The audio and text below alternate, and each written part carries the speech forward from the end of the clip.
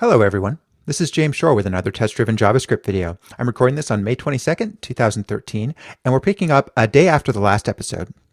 And in this chapter, we are working on modularity. We are getting our WeWikiPaint application front-end code working with modules so that our code is nicely divided up into separate files, which it already was, and that we can refer to those files using require statements, which is the common JS format that also is used in Node.js.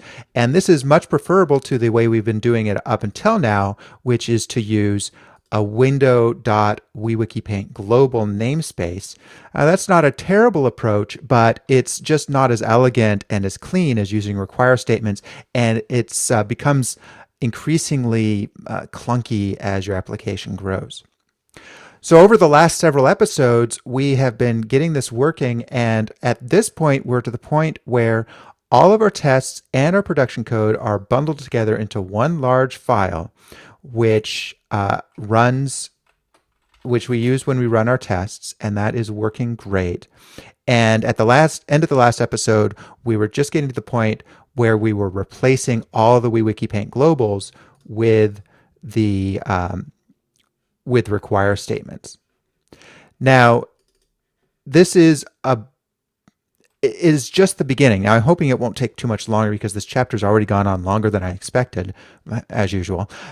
But having everything, tests and everything bundled into one large file really isn't a great idea. So we need to unbundle the tests from the production code. Now, in this episode, as I said, we're going to finish getting rid of the WeWikiPaint global. As I was editing together the last episode, I realized that I think Browserify is asynchronous. I don't know if you recall, but in the last episode, we had all this weirdness where our tests were failing until we changed our server test to depend on Browserify. I think that just had the effect of making this run sooner, and now it's finishing before everything else is. None of the Browserify documentation says anything about asynchronicity. None of the examples show any asynchronicity. The command line tool doesn't show any asynchronicity, but I think it's asynchronous. And this, I hate that. The tool being asynchronous seems kind of important to tell us. And to figure this out, I basically spelunked through the Browserify code, and it does fire events, which is the best clue I have that it is actually asynchronous. And it doesn't fire any sort of completion event. So feeling a little bit irritated about Browserify right now. But everything else is working. So let's go ahead and finish getting rid of that WeWikiPaint global. Hopefully we will, hopefully our choice to use Browserify won't bite us in the butt. I really hope it doesn't. Anyway, let's go ahead and make this an export. So all we have to do is add module.exports. That will make the HTML element constructor our export value. This should still work, which it does. And now we should be able to go into HTML element test and require it.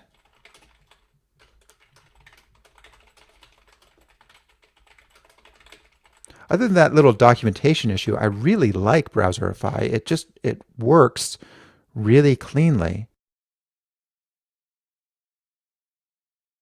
So I should be able to take this out now. And do we have it anywhere else in here? Yeah. Well, let's try that first one. Let's see if that works. Yes. Yes, it does. Okay. So we'll take that out and that out and that out. That is everything there. Now, I don't think we can get rid of this just yet because of our HTML uses it, so our Phantom.js smoke test should fail. And also I think the SVG test uses it as well. So yeah, our SVG canvas test failed. And here it is. That is easily fixed though Well, that won't work. We'll have to require it. One of the reasons I like this require approach is it makes it much more obvious what your dependencies are in a module. So now we can look at SVG Canvas test and see that we're depending on SVG Canvas and HTML element.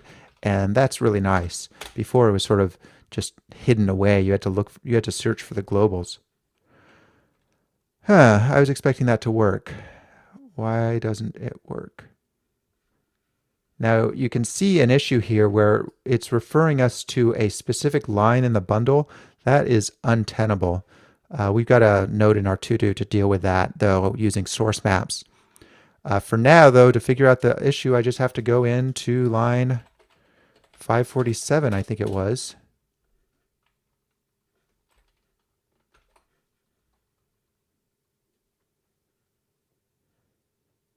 Saying wwp.html element is not a constructor, but I'm not seeing it.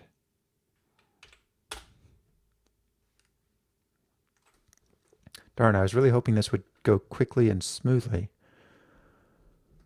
What is wrong here? Let's go ahead and put this back.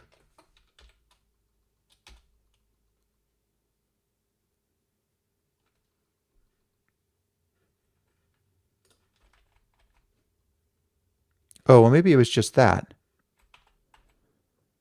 Yeah, I'll bet you that's all it was.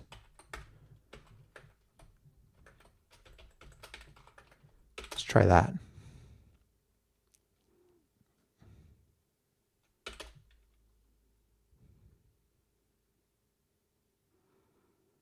No. Oh, no, now we're getting a different error. Line 228.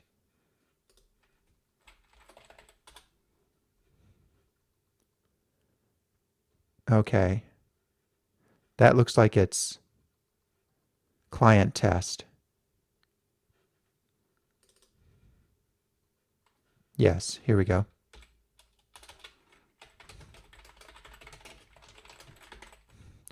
You can see how it's good that we're doing this now rather than later. Trying to retrofit this into a large existing application seems like it would be a real pain in the butt. Although it is something that we're able to do pretty incrementally, so might not be that bad. Okay, so Phantom.js failed. That was expected because Phantom.js relies on the global as well, and I haven't figured out how to get this using Browserify yet, and I'm gonna do that after we get all the requires in. Okay, so that's good. We've got HTML element using require. All right, let's go ahead and do the last one, which is client. Client's a little different because client isn't actually a class like SVG Canvas and HTML element are. So what I'm going to do here is just assign the functions that we're exposing this module to our exports. So that's going to be a little bit different.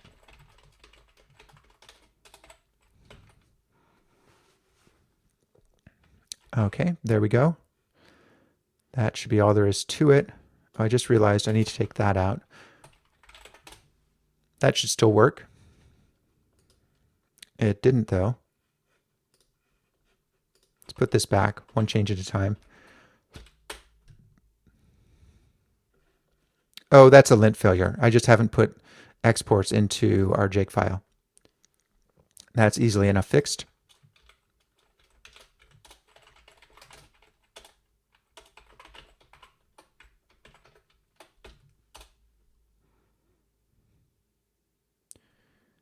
Okay, that's just fine. Let's go ahead and take this out. It's not needed anymore on HTML element. That's good. Well, technically it kind of is, but the code still works, so I'm not going to worry about it. All right, now we should be able to say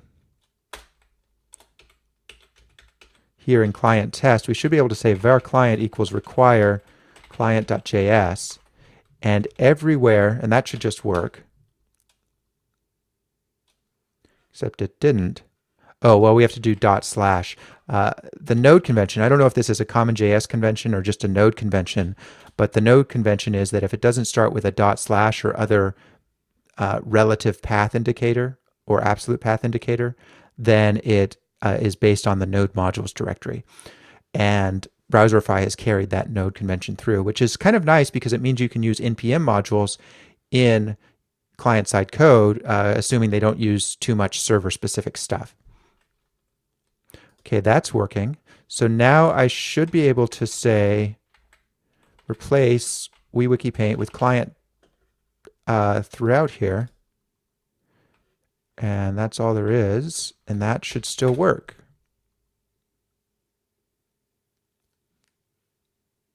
And it does. Excellent.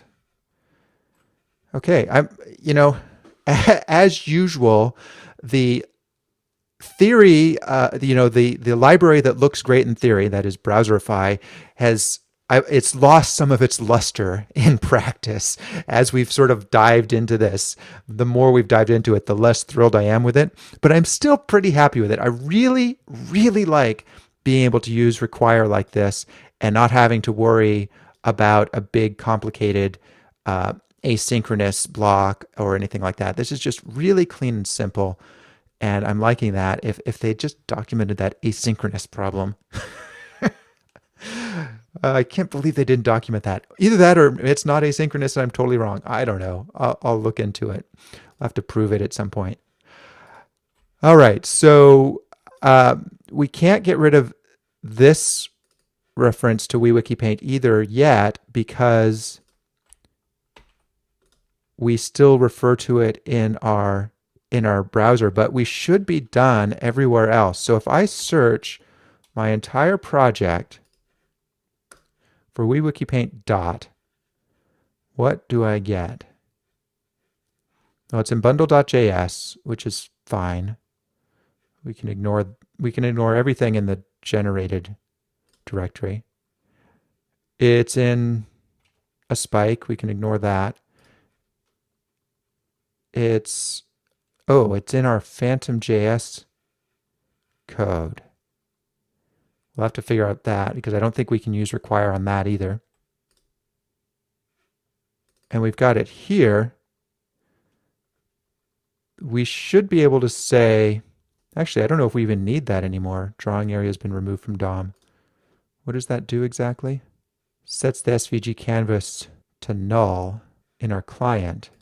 But why are we doing it in our SVG canvas test? We're not using client at all. I think we can get rid of that.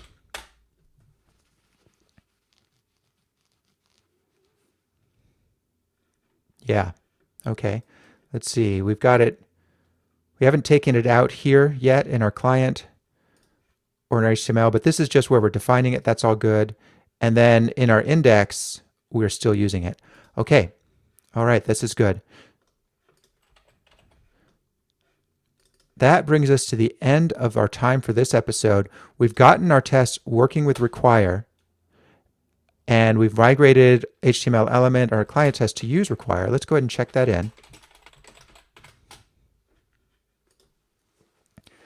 In our next episode, what we're going to do is we're going to figure out how to get index.html working with require. I don't think we'll do vendor files just yet. I don't think we'll do deployment just yet. We do need to figure how to fix our error messages, and we also need to get Phantom.js working with require. And then once we do that, we can delete all references to WeWikiPaint, the WeWikiPaint global. And then we will be pretty close to done. So hopefully we'll get that done in the next episode. If not, then probably the episode after that. We're getting pretty close here. Thanks for watching, everybody. This is what we'll pick up with next time. I'll see you then.